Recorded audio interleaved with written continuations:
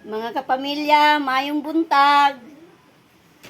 Mao ni among giharbis gahapon nga avocado gikan sa fruit stand. Gikan sa Davao City. Mao ni siya ang avocado. Kani siya mga dagko niya. Kaning dagko is isa ka kilo siya. Kaning mga gagmay, 3/4 ni siya ang kaning gagmay. Kani isa ka gyud ni ka kilo gitimbang nako. Kung mahinog ni mao ni resulta magpula-pula na siya. Mao ni color niya inig kahinog. Na siya. O ani ni siya. Magpula. Hapit na ni mahinog, gulang na manggod. Nangahulog na mangyang uban ani.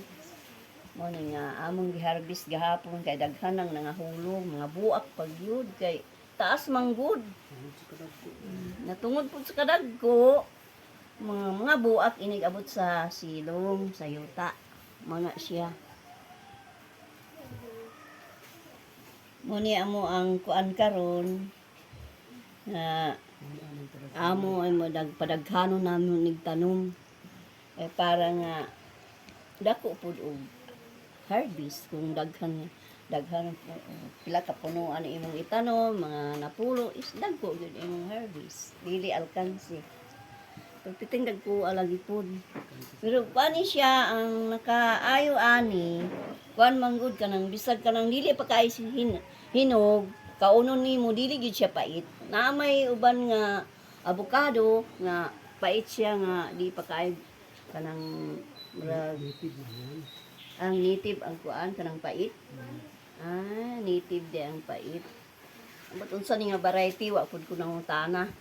Pero kuan gyud ni siya nasulayan na namog kaon nga wala pa kaay na hinog kanang kanang dili pa gid siya hinog. Dili siya pait. Pero uban nga avocado ay pait. Pero kani siya bisag kauno nimo nga asukar, makaon gyud siya. Labo po ni siya nga pagka-avocado.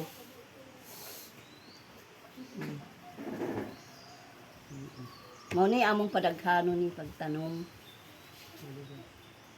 Okay.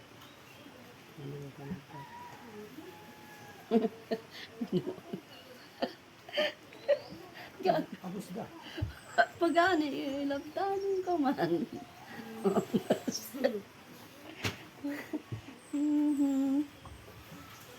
Gina.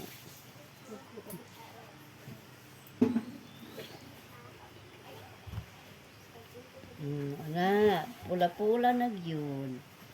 Hindi madugay, mahinog na ni.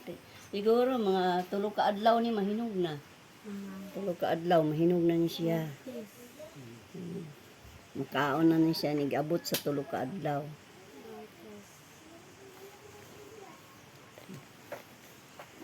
Mga kapamilya, i-share and subscribe my YouTube channel. Bye-bye!